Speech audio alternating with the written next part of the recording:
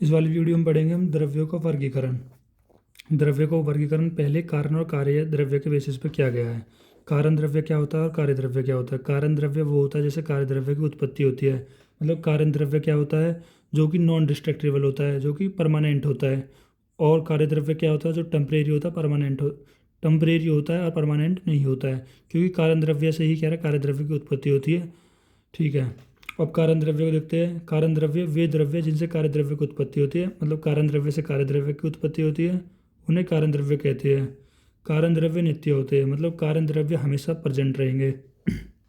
जैसे मान लो इस पेंसिल का, तो इस पेंसिल का कह रहा है कारण क्या है, इस पेंसिल का कारण है, कह रहा है इसके परमाणु। भाई छोटे छोटे परमाणु होंगे, उन्हीं से तो वो बनी होगी। तो अगर वो कह रहा है नष्ट भी हो जाएंगे, लेकिन इसके जो छोटे छोटे परमाणु वो तो हमेशा प्रेजेंट रहेंगे हमारे एटमॉस्फेयर इन्वायरमेंट में। और जो कारण द्रव्य 9 होते हैं, कारण द्रव्य कितने होते हैं, 9 होते हैं। कौन कौन से, पृथ्वी जल अग्नि और वायु के परमाणु। मतलब पृथ्वी जल और अग्नि और वायु, इनके परमाणु, पृथ्वी के परमाणु, जल के परमाणु, अग्नि के परमाणु और वायु के परमाणु। आकाश काल दिशा आत्मा और मन, ये 9 कह रहा है कि कारण द्रव्य होते हैं जिनसे कार्य द्रव्य की उत्पत्ति होती है। फिर इनका एक श्लोक दिया गया है। खादी खादी न्या आत्मा मन कालो दिशा और द्रव्य संग्रह। मतलब खादी मतलब पंचमहाभूत की बात कर रहा है, आत्मा मन काल दिशा और ये द्रव्य का संग्रह, मतलब ये 9 कारण द्रव्य की बात कर रहा है। अब पढ़ेंगे हम कार्य द्रव्य। कार्य द्रव्य से उत्पन्न होने वाले द्रव्य को कार्य द्रव्य कहा जाता है। मैंने पहले ही बताया था, कारण द्रव्य से कार्य द्रव्य की उत्पत्ति होती है। वही होता है कि जो कारण द्रव्य से उत्पन्न होता है उसे कार्य द्रव्य कहते हैं। कार्य द्रव्य अनित्य होते हैं। अनित्य मतलब कह रहे हैं कि ऑलवेज प्रेजेंट नहीं रहते और इन्फिनाइट होते हैं। उदाहरण पृथ्वी जल अग्नि और वायु महाभूत घटपट आदि। अब चेतन और अचेतन द्रव्य को देख लेते हैं। चेतन द्रव्य मतलब जिनमें कह रहा है चेतना हो, मतलब जिनमें इंद्रिया हो। और अचेतन द्रव्य मतलब जिसमें इंद्रिया ना हो। कार्य द्रव्य चेतन और अचेतन वैसे दो प्रकार के होते हैं।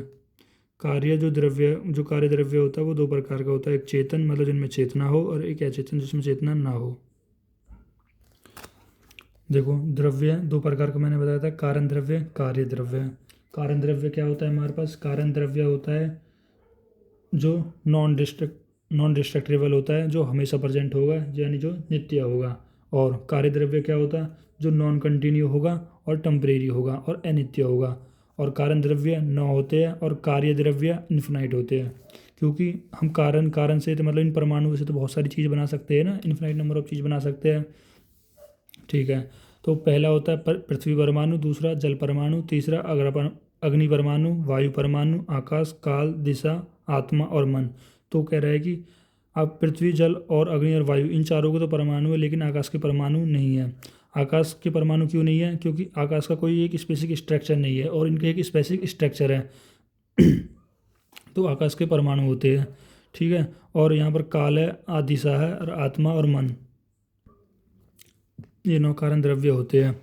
अब कार्य द्रव्य में पृथ्वी जल अग्नि और वायु महाभूत आ रहे हैं। तो यहाँ पर ये चीज़ परमाणु थी और यहाँ परमाणु से ये चीज़ बनी है। तो इस तरह से ध्यान रख लेना। फिर कार्य द्रव्य को 2 चीज़ में डिवाइड किया गया है। फिर यहाँ पर एक पॉइंट आ सकता है कि आकाश क्यों नहीं है इसमें, क्योंकि मैंने पहले बता दिया आकाश एक सर्वव्यापी द्रव्य है, वो हर जगह प्रेजेंट होगा, उसका कोई एक स्पेसिफिक स्ट्रक्चर नहीं होता। तो अब हम पढ़ेंगे कार्य द्रव्य 2 प्रकार का होता है, चेतन द्रव्य और अचेतन द्रव्य। अब चेतन द्रव्य का मतलब होता है ऐसा द्रव्य जिसमें कह रहा है कि इंद्रिया हो। और इंद्रिया कौन कौन सी, जो आपने 5 इंद्रिया पढ़ी थी ना, कि चक्षु घ्राण श्रोत्र स्पर्श और रसन इंद्रिया। और अचेतन द्रव्य मतलब जिनमें ये इंद्रिया ना हो। ठीक है, इनको बोलते हैं अचेतन द्रव्य। इंद्रिया युक्त और अचेतन द्रव्य इंद्रिया रहित। ठीक है। अब अचेतन द्रव्य को देखते हैं। अचेतन द्रव्य 2 प्रकार का होता है, खनिज और कृत्रिम। खनिज का मतलब होता है जो खदानों को खोज कर निकालते हैं। जैसे खेफोर खनिज और खेफोरी हमारे पास गया खदान। तो इसे आप याद रख लोगे। जब खदान को खोदोगे तो आपको कह रहा है कि मेटल भी मिल सकती है, नॉन मेटल भी मिल सकती है, मतलब धातु भी मिल सकती है और अधातु भी मिल सकती है। और दूसरा इसका अचेतन द्रव्य में आता है कृत्रिम। कृत्रिम का मतलब होता है जो मैन मेड हो, यानी जो मनुष्य द्वारा बनाया गया हो। ठीक है, जैसे कि प्लास्टिक हो गया, टॉय हो गए, ये सब कह रहे हैं कि मैन मेड हो गए कृत्रिम, या फिर लैब में जो बनाए हो, इनको बोलते हैं। फिर हम पढ़ते हैं चेतन द्रव्य, जिसमें इंद्रिया हो। अब इंद्रिया 2 प्रकार से हो सकती है किसी में द्रव्य में, ये तो अंतश्चेतन द्रव्य, या तो अंदर चेतना हो गई, या अभ्यंतर चेतन द्रव्य मतलब क्या है, उसके बाहर चेतना द्रव्य हो गई। अब अंदर चेतन द्रव्य कहने का मतलब क्या है कि मतलब जो कह रहा है कि इसमें वो अपने वो उसके चेतन जो चेतना होगी वो अंदर होगी मतलब वो अपने सुख और दुखों को तो व्यक्त नहीं कर सकता, सुख दुखों को व्यक्त नहीं कर सकता, अपने सुख और दुखों को व्यक्त नहीं कर सकता। जैसे प्लांट है तो प्लांट में क्या है, वो अपने सुख और दुखों को व्यक्त नहीं कर सकता। ना ही कोई कह रहा है कि ना ही ऐसे द्रव्य कोई मूवमेंट कर सकते हैं, जैसे प्लांट भी कोई मूवमेंट नहीं कर सकता है। यानी अंतःचेतन द्रव्य के अंदर क्या आता है, प्लांट्स आते हैं हमारे पास, जो ना कोई मूवमेंट कर सके, ना अपने सुख और दुखों को बता सके। ठीक है, तो ऐसे द्रव्य को बोलते हैं हम अंतःचेतन द्रव्य, जो कि 4 प्रकार के होते हैं हमारे पास। देखो 4 प्रकार के कौन कौन से, वनस्पति, वनस्पतीय और औसत और विरुद्ध।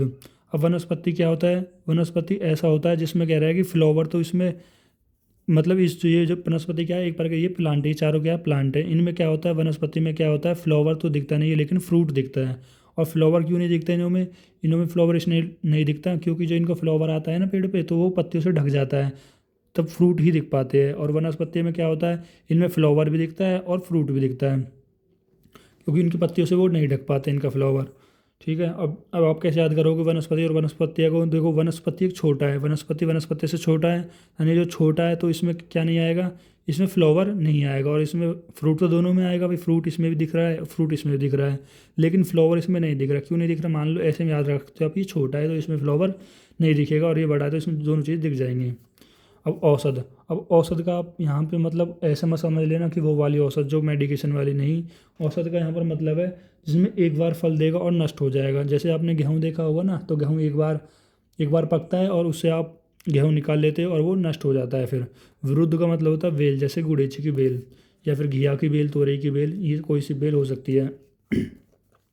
फिर हम पढ़ते हैं ब्रह्मवेतर चेतन द्रव्य। ब्रह्मवेतन चेतन द्रव्य जिनमें कह रहा है जो चेतना हो वो बाहर से ही दिखे, जैसे कि मनुष्य हो गए, हमारे पास मनुष्य हो गए, एनिमल्स हो गए, तो इन सब में कह रहा है कि चेतना दिखती है बाहर से। जैसे कि वो भी 4 प्रकार के होते हैं, जरायुज और अंडज और स्वेदज और उद्भिज। अब जरायुज क्या होते हैं, जरायुज मतलब जो कह रहे हैं, जरायुज का मतलब होता है आपने पढ़ा होगा प्लेसेंटा, मतलब जो प्लेसेंटा से जन्म ले जैसे कि मनुष्य, अंडज जो अंडज से जन्म ले जैसे पक्षी और सर्प, स्वेद जो स्वेद से उत्पन्न हो जैसे कृमि, कृमि क्या है, एक पैरासाइट है। और उद्भिज, उद्भिज का मतलब क्या होता है, जो कह रहा है कि पृथ्वी के जो अंदर से निकले, जैसे कि इंद्रगोप, इंद्रगोप क्या है, एक लाल प्रकार का कीड़ा है जो बारिश होने पर पृथ्वी के अंदर से निकलता है। अब चेतन द्रव्य और अचेतन द्रव्य। चेतन द्रव्य मैंने पहले ही बता दिया, स इंद्रिय इंद्रिय युक्त द्रव्य को चेतन द्रव्य कहते हैं। चेतना आत्मा से आती है भाई, जिनों में क्या हो, जिन जो इंद्रिया युक्त हो, ऐसे द्रव्य जिनके अंदर क्या हो, इंद्रिया युक्त हो। इंद्रिया मैंने बता दी 5 इंद्रिया कौन कौन सी है, वो चीज़ हो, तो उनको बोलते हैं चेतन द्रव्य। और अचेतन द्रव्य क्या होते हैं, जिनमें क्या निरिंद्रिया हो, मतलब जिनमें इंद्रिया ना हो, ऐसे द्रव्य को अचेतन द्रव्य कहते हैं, जिसमें आत्मा की अनुपस्थिति में चेतना नष्ट हो जाती है। ठीक है, अब अंत चेतन और ब्रह्म अव्यंजन चेतन द्रव्य के बारे में पढ़ा जाता है कि चेतन द्रव्य के 2 वर्गों में विभक्त किया गया है कि अंत चेतन और ब्रह्माव्यंजन चेतन। चेतना 2 है, या तो अंदर होगी या बाहर होगी। अब आपसे पूछ लिया जाए कि आपने तो बता दिया कि अंतःचेतन द्रव्यों में कह रहा है कि हमारे पास चेतना होती है लेकिन अंदर होती है, इस चीज़ को प्रूफ करो भाई, प्रूफ करो किस तरह से अंदर होती है, या किस तरह से आपने पता किया कि जो इनमें कह रहा है कि चेतना होती है। तो पहले पेड़ पौधों के बारे में ही तो है ये सब चीज़, जो अंदर चेतना प्लांटों के बारे में है। तो प्लांटों में जैसे बताया गया, पहला मेघ की गर्जना से लवली में फल उत्पन्न होते हैं जिससे उसकी श्रवण शक्ति का ज्ञान होता है। लवली क्या है, लवली एक प्लांट है। जैसे ही मेघ गरजते हैं, जैसे ही मेघ गरजते तो लवली जो पौधा होता है उसमें फल आ जाते हैं, और उसमें फल आ जाते हैं, यानी कि उसने लवली ने क्या किया, जो मेघ की गर्जना सुनी, और मेघ की गर्जना सुनी और उसमें क्या हो गया, फल उत्पन्न होने लग गए। तो इससे क्या पता लगा, इससे जो लवली है, लवली जो प्लांट है, इसकी शक्ति का, इसे सुनने की शक्ति का पता लगा। यानी सुनने की शक्ति, यानी कह रहे हैं हमारे पास श्रवण शक्ति का, यानी कह रहा है कि हम कह सकते हैं कौन सी शक्ति, छोत्र इंद्रियों का, कह रहा है कि छोत्र इंद्रियों का पता लगा, यानी कि ये इंद्रिय ना, तो इससे हम पता लगा सकते हैं कि अंतःचेतन द्रव्य में कह रहा है चेतना होती है। पहले पॉइंट ये है। दूसरा है कि स्पर्श करने से लाजवंती सिकुड़ जाती है, जिससे उसकी स्पर्श शक्ति का ज्ञान ज्ञात होता है। आप सभी ने सुना होगा, जो छुई मुई का पेड़ होता है ना, कि अगर आप उसको स्पर्श करोगे तो वो सिकुड़ जाएगा, वो सिकुड़ जाएगा, यानी कि उसमें स्पर्श ज्ञान है, यानी कि वो स्पर्श कर पा रहा है, यानी उसमें इंद्रिया है, यानी प्लांट्स में क्या है, इंद्रिय युक्त है वो। तीसरा पॉइंट बताया गया है कि सूरज की गति में दिशा में सूर्यमुखी घूमता है, जिससे उसकी दर्शन शक्ति का ज्ञान होता है। सूर्यमुखी क्या होता है, सूर्यमुखी एक ऐसा सूर्य मतलब सूर्यमुखी का जो प्लांट होता है, जो उस पर फूल आते हैं, तो उसमें क्या होता है, जैसे जैसे सूर्य घूमता रहता है उसी की तरफ कह रहा है वो सूर्यमुखी का फूल भी घूमता रहता है। इससे क्या पता लगता है कि उसकी दर्शन शक्ति, मतलब उसकी चक्षु इंद्रियों के बारे में पता लग रहा है। चौथा है रज चौथा है रज रजस्वप स्त्री जब बकुल वृक्ष पर पानी का कुल्ला करती है तब उसे फूल आते हैं, इससे यह रस इंद्रिय का ज्ञान होता है। यानी कि ऐसी स्त्रियाँ जिनके पीरियड चल रहे हैं, ऐसी इंद्रिय जिनके पीरियड चल रहे हैं, अगर वो कह रहा है कि वकुल वृक्ष पर कुल्ला कर दे, वर्चुल वृक्ष पर कुल्ला कर दे, तो उन पर फूल आ जाएंगे। तो उससे क्या पता लगेगा, उस वृक्ष का कह रहा है रस इंद्रिय का पता लग जाएगा। पांचवा है श्रृगुल आदि की वसा को बेजूरा नींबू नींबू के वृक्ष पर जड़ में डालने से उसमें फल उगते हैं, इससे उसकी घ्राण इंद्रिय का ज्ञान होता है। श्रृगुल क्या होता है हमारे पास, डियर। अगर डियर का वसा वसा मतलब डियर का अगर फैट डाल दोगे कि नींबू के पेड़ में, नींबू के वृक्ष में, तो उससे क्या पता लगेगा, उससे पता लगेगा उसकी ज्ञान इंद्रियों का ज्ञान इंद्रियों का ज्ञान हो सकता है, क्योंकि उसमें उसमें वसा डालने से उसमें क्या हो जाएगा, उसमें क्या आ जाएंगे, फल आ जाएंगे, तो उससे ज्ञान इंद्रिय का पता लग जाएगा। अब बात करेंगे हम, अंतःशयन द्रव्य 4 प्रकार के होते हैं। ये वनस्पति औसत और विरुद्ध, ये मैंने चारों आपको बता दिए थे, फिर से एक बार देख लो। वनस्पति क्या होते हैं, इसमें पुष्प यानी जो फ्लावर होते हैं अपनी कनिकाओं मतलब लीव्स पत्तियों में ढक जाते हैं और अंत में दिखाई नहीं देते, उदाहरण वाटर कूलर। और वनस्पति क्या होते हैं, इसमें पुष्प और फल दोनों दिखाई देते हैं, उदाहरण आम और अमरूद। औषधि औसत मतलब जिनमें फल फल के पकने पर नष्ट हो जाता है, जैसे गेहूँ और जौ आदि। विरुद्ध इसकी लताएं और गुल्म होते जैसे गुड़ीचे आदि, मैंने आपको बता दिए चारों।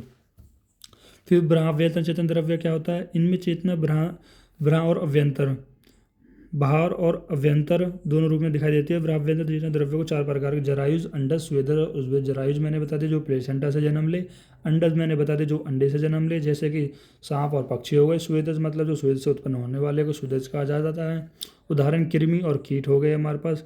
पैरा इंटेस्टाइन वाला कृमि मतलब इंटेस्टाइन वाले जो कीड़े होते हैं, और कीट यहाँ पर हमारे पास क्या होते हैं, मकड़ी, ठीक है। और उद्भिज हमारे क्या है, जो पृथ्वी के भीतर से जो उत्पन्न होने वाले द्रव्य को उद्भिज बोलते हैं, जैसे कि इंद्रगोप। इंद्रगोप लाल प्रकार का कीड़ा है जो बारिश के उत्पन्न होने पर निकलता है। फिर आता है खनिज और कृत्रिम। खनिज क्या होता है हमारे पास, खनिज में जो मतलब खदानों को खोज करने के लिए, खदानों को दो चीज़ खोज कर मिलेगी, या तो धातु मिलेगी या अधातु मिलेगी। देख लो, पृथ्वी को खोद कर निकलने वाले द्रव्य खनिज द्रव्य कहते हैं, उदाहरण लोहा और ताम्र। और कृत्रिम क्या होता है, मतलब जो मनुष्य द्वारा बनाया जाए या लैब में जो बनाया जाए, इसको कृत्रिम कहते हैं, चाहे प्लास्टिक हो, चाहे खिलौने हो, चाहे पेंसिल हो, चाहे कुछ भी हो। धातु और अधातु, धातु वही है, जब आप खनिज द्रव्य को निकालोगे या तो आपको धातु मिलेगी या अधातु मिलेगी। और इस वाली वीडियो में मैंने देखा है द्रव्य को वर्गीकरण अकॉर्डिंग टू कारण और कार्य द्रव्य। यहाँ पर एक वाला पॉइंट छूट गया था, ये वाला पॉइंट छूट गया था कि जो हमारे द्रव्य होते हैं, कि द्रव्य कारण, जो कारण द्रव्य होते हैं वो 9 प्रकार के होते हैं, लेकिन प्रभाव कारण ने कह रहा है कि द्रव्य को 10 माना है, यानी तम को भी क्या माना है, कारण द्रव्य माना है। तम क्या है, अंधकार, जिसको आगे आने वाली वीडियो में पढ़ेंगे। थैंक यू गाइस, वीडियो अच्छी लगी तो लाइक करिए।